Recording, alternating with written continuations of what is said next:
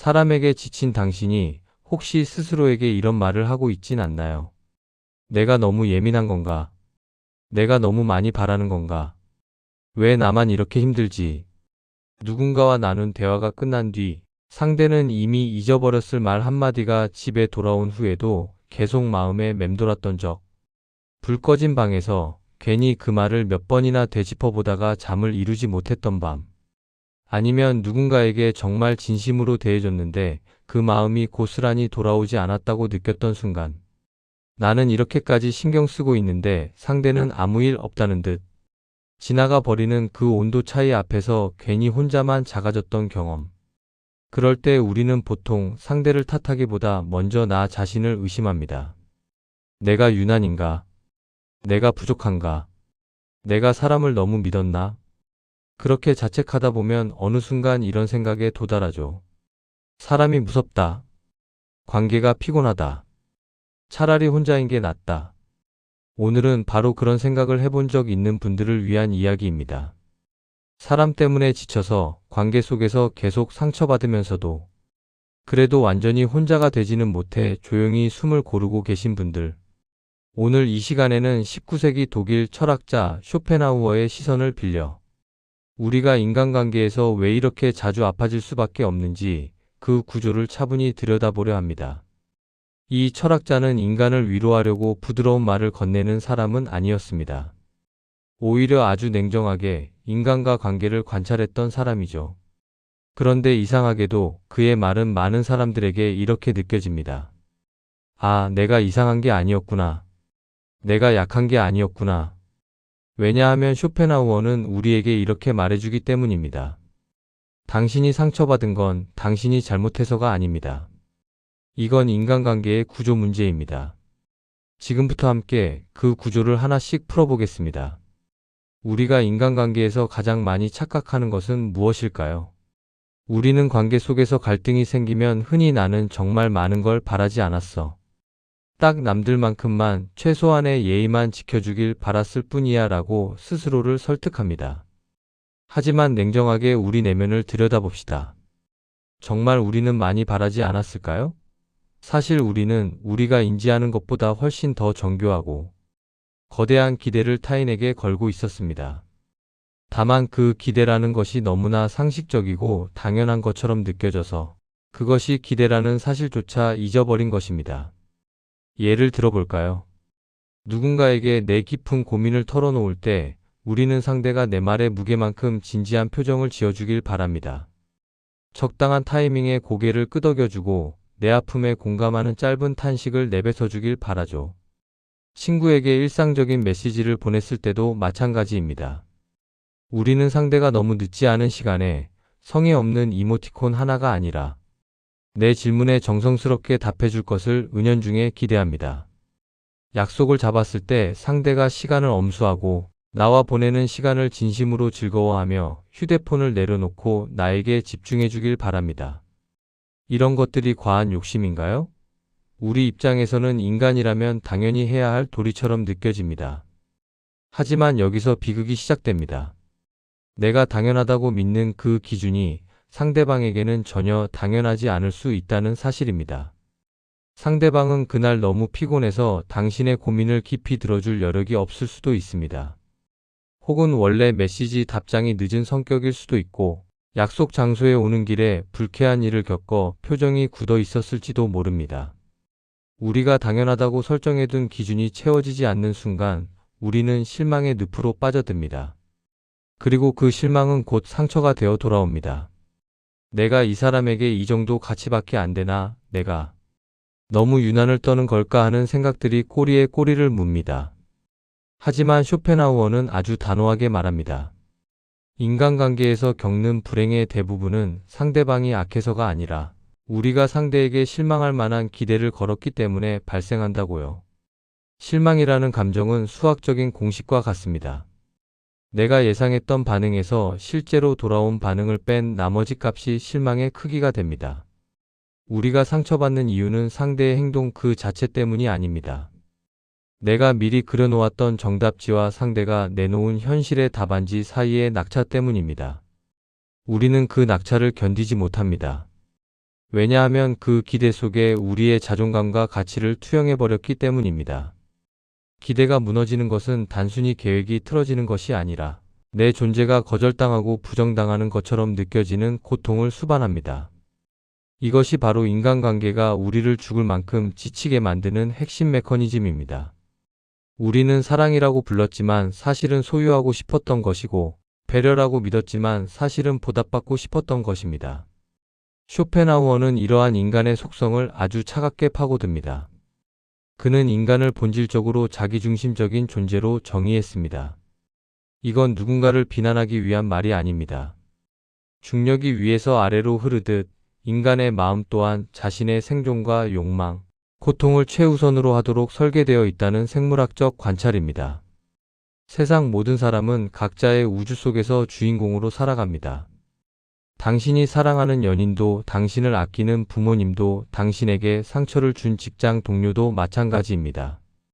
그들은 당신을 괴롭히기 위해 행동하는 것이 아니라 단지 자신의 안녕과 편안함을 위해 움직일 뿐입니다. 누군가 당신에게 친절을 베풀었다면 그건 그 순간 당신과의 관계가 그에게 어떤 심리적 만족감을 주었기 때문일 확률이 높습니다. 반대로 누군가 당신에게 차갑게 굴었다면 그건 그 사람이 당신을 미워해서가 아니라 그저 자신의 피로와 짜증이 당신에 대한 배려보다 우선했기 때문입니다. 쇼펜하우어는 말합니다. 타인에게 무언가를 기대하지 마라. 그들은 결코 당신이 원하는 방식으로 당신을 대해주지 않을 것이다. 왜냐하면 그들은 그들 자신의 세계 안에 갇혀 있기 때문이다. 이 통찰은 처음엔 비관적으로 들리지만 사실은 우리를 자유롭게 하는 해방의 열쇠입니다. 당신이 상처받은 이유가 당신의 매력이 부족해서도, 당신이 못나서도 아니라는 증거니까요. 그건 그저 인간이라는 존재가 가진 구조적 한계일 뿐입니다. 우리는 늘 누군가에게 특별한 존재가 되고 싶어 합니다. 내가 소중히 여기는 사람의 세계에서 가장 높은 우선순위를 차지하고 싶어 하죠. 하지만 현실은 냉정합니다.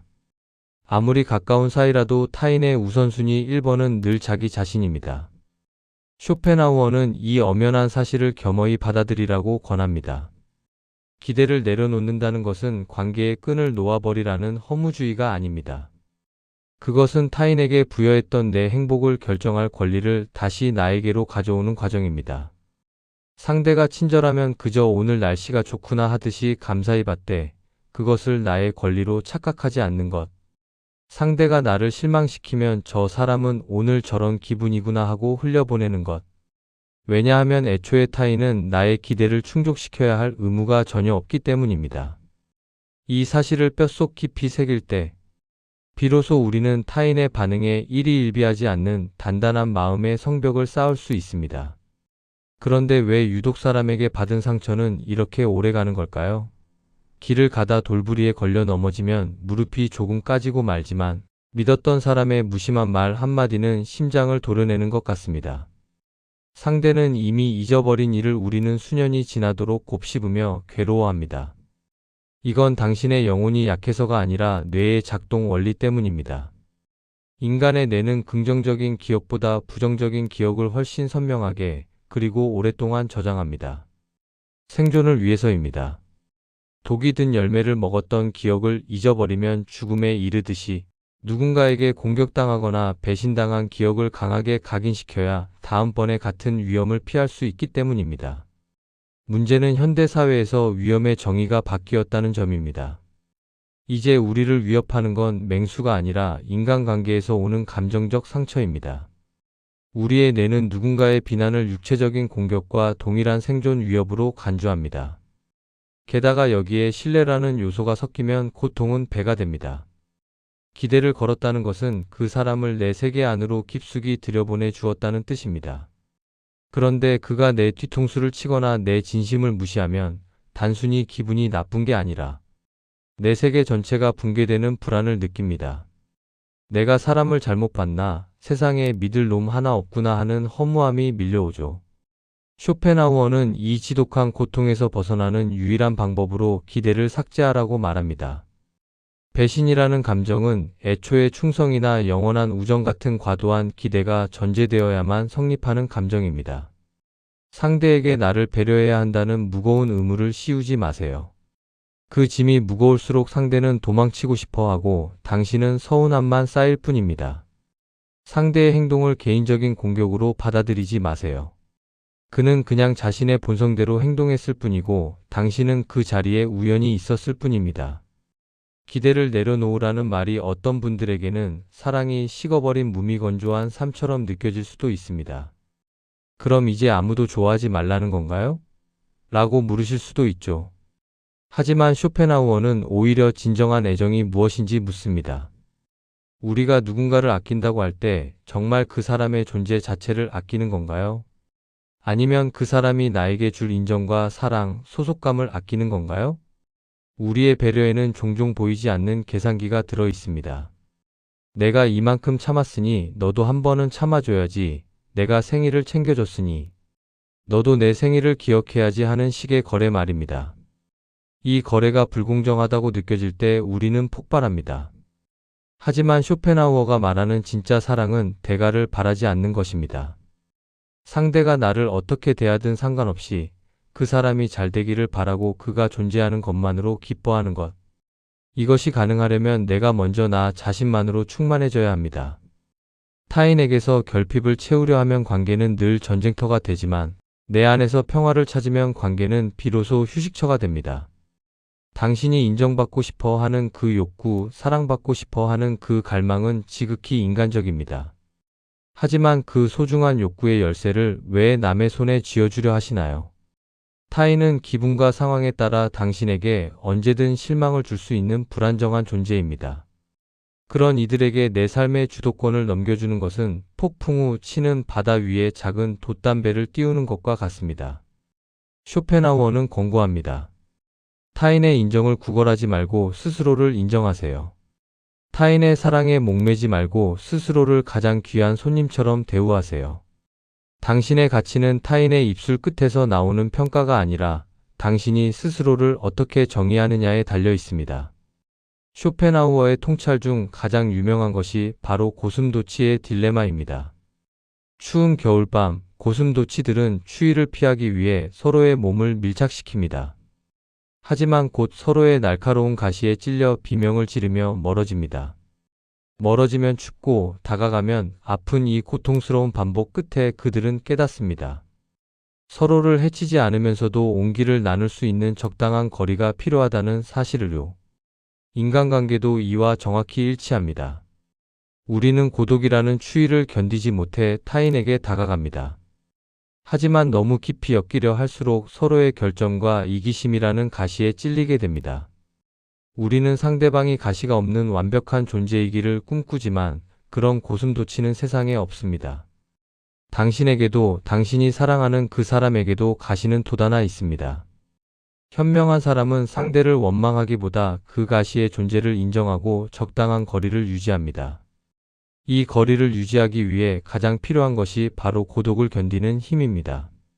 쇼펜하우어는 고독을 지혜로운 자의 운명이라고 불렀습니다. 많은 사람들이 혼자 있는 시간을 형벌처럼 여깁니다. 혼자 있으면 자신이 무가치해 보이고 외로움에 잠식될까봐 두려워하죠. 그래서 끊임없이 누군가에게 연락을 하고 모임에 참석하고 SNS를 뒤적입니다. 하지만 쇼펜하우어는 단호하게 말합니다. 진정으로 혼자 있을 수 있는 사람만이 진정으로 타인과 함께할 수 있다.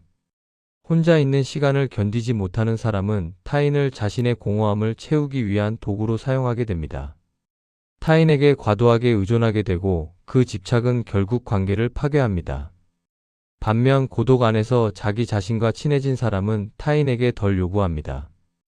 타인이 옆에 있어주면 감사하지만 혼자 남겨져도 무너지지 않습니다. 이런 사람이 맺는 관계야말로 진짜 건강한 선택입니다. 의존이 아니라 선택에 의한 만남이기에 기대가 줄어들고 기대가 줄어들기에 실망할 일도 없습니다. 자, 이제 우리의 일상으로 돌아와 구체적으로 태도를 바꿔봅시다. 우선 마음속에 있는 기대라는 단어를 관찰이라는 단어로 교체해보세요. 우리는 늘 저 사람은 왜 저럴까? 라고 묻습니다. 여기에는 내 기준에 맞춰 행동해야 한다는 판단이 숨어 있죠. 대신 그냥 관찰하세요. 저 사람은 스트레스를 받으면 말을 험하게 하는 특성이 있구나. 저 친구는 감정 표현에 서툰 사람이구나라고 말이죠. 비가 올 때 하늘을 원망하지 않고 우산을 펴듯이 그 사람의 특성에 맞춰 당신이 거리를 조절하면 됩니다. 그를 바꾸려 하지 마세요. 그건 불가능할 뿐더러 당신의 에너지만 낭비하게 만듭니다. 또한 타인을 당신의 가치를 증명하는 거울로 쓰지 마세요. 타인이 당신을 칭찬한다고 해서 당신이 대단해지는 것도 아니고 타인이 당신을 비난한다고 해서 당신이 쓸모없는 사람이 되는 것도 아닙니다. 금은 진흙 속에 처박혀 있어도 금입니다. 타인의 무례한 반응은 그들의 인격 수준을 보여주는 지표일 뿐 당신의 가치와는 아무런 상관이 없습니다. 그들이 던지는 무심한 말들을 당신의 영혼에 담아두지 마세요. 그건 그들의 쓰레기이지 당신의 보물이 아닙니다. 상처받지 않기 위한 가장 현실적인 사고는 개인화하지 않는 것입니다. 누군가 당신을 무시했다면 그건 당신이 무시당할 만해서가 아닙니다. 그 사람은 그날 그냥 기분이 안 좋았을 수도 있고 원래 남을 깎아내려야 자존감을 유지하는 가여운 사람일 수도 있습니다. 어떤 경우든 당신 때문이 아닙니다. 그들은 그냥 자신의 삶을 살고 있을 뿐입니다. 이 사실을 이해하면 누군가를 향한 끓어오르는 원망이 조금은 잦아듭니다. 쇼펜하우어의 철학은 차갑고 날카롭지만 그 칼끝은 우리를 옥죄고 있던 타인의 시선이라는 밧줄을 끊어내기 위해 존재합니다. 당신이 부족해서 상처받은 것이 아닙니다. 이 한마디를 마음 깊이 새겨보세요. 우리가 겪는 관계의 고통은 인간이라는 종이 가진 피할 수 없는 숙명과 같습니다. 사과나무에서 사과가 열리듯 인간관계에서는 갈등과 실망이 열립니다. 사과나무를 탓하지 않듯 인간의 이기심을 탓하지 마세요. 그것은 그냥 자연의 섭리입니다. 자신을 희생해서 좋은 사람이 되려고 애쓰지 마세요. 모든 사람에게 사랑받으려는 노력은 세상에서 가장 헛된 일입니다. 당신이 아무리 완벽하게 행동해도 당신을 미워할 사람은 반드시 존재합니다. 그러니 타인의 기대를 채우기 위해 당신의 소중한 에너지를 낭비하지 마세요.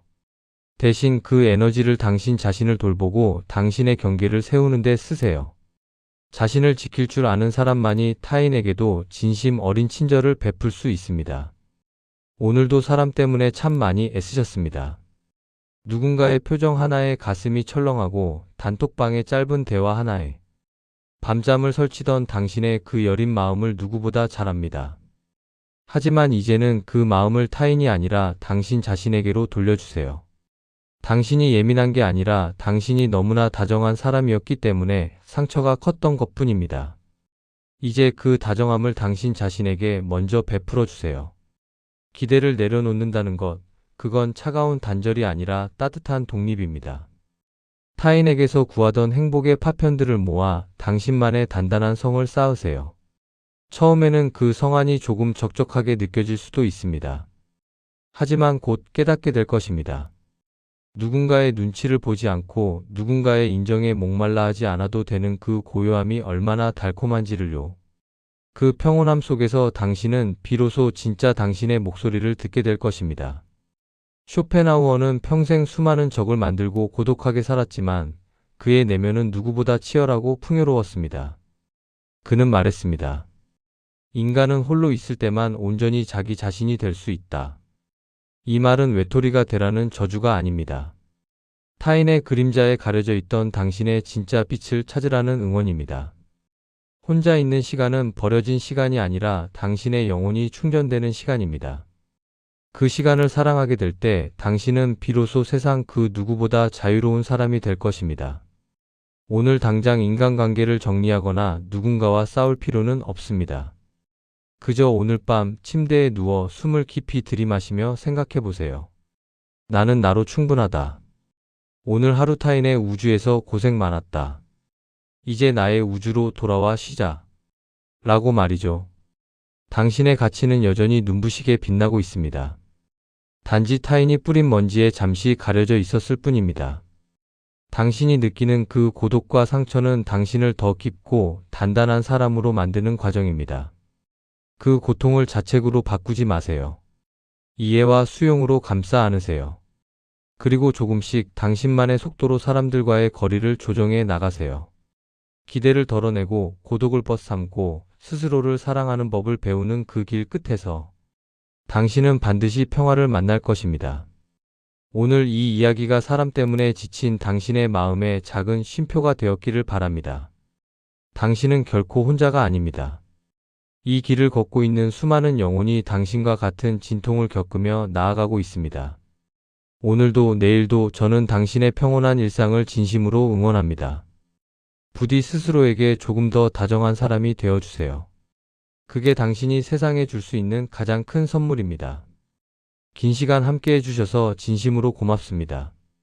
당신의 귀한 이야기를 댓글로 남겨주시면 정성껏 읽어보겠습니다. 편안한 밤 되세요.